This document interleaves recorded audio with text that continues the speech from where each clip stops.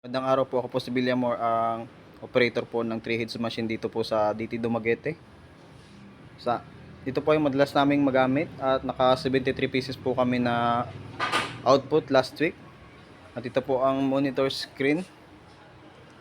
At ito po ang needle bar, maayos naman po ito magtahi.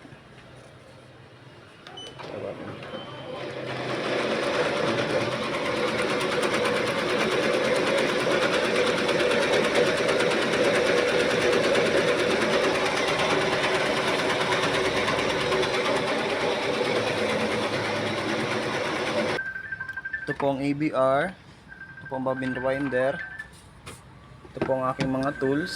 Ayan po. Ito po yung Embro Cup frames po, mga news threads, frames ko po. Ito po mga threads ko din, sample fabric ko po. Ayan po. Tapos ito po yung mga used threads ko po. Ito po ang aking mga inventory po. At ito po ang aking monthly consumption report po. Ayan po. Ito naman po ang aking maintenance po, machine maintenance. Ayan po,